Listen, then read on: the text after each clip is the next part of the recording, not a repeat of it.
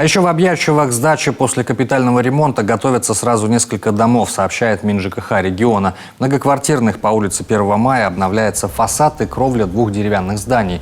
В эксплуатации они уже более полувека. В последние годы жители беспокоили холодные стены и течь с потолка каждый раз после дождя. До конца работы осталось чуть больше месяца. Дом под номером 9 почти готов. Остались финальные штрихи по благоустройству фасада и установке крылец. А вот с домом под номером 14 придется еще поработать. В ближайшее время его ожидает ремонт крыши и замена старого шифера. К слову, после завершения работ в домах по улице 1 мая в Объятчево стартует капремонт еще 2 многоквартирок по улице Советской и улице Мира. На всех домах на сегодняшний день работы идут. В плане завершения вот по этому дому 30 сентября.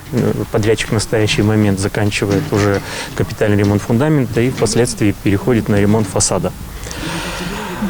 Финансирование данных работ производится за счет взносов жильцов, собственников многоквартирных домов, перечисляемых в фонд капремонта, согласно краткосрочного плана, который утверждается администрацией района.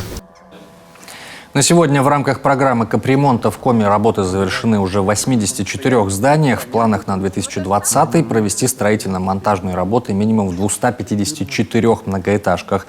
На эти цели будет направлено более миллиарда рублей, что позволит улучшить жилищные условия у 33 тысяч жителей.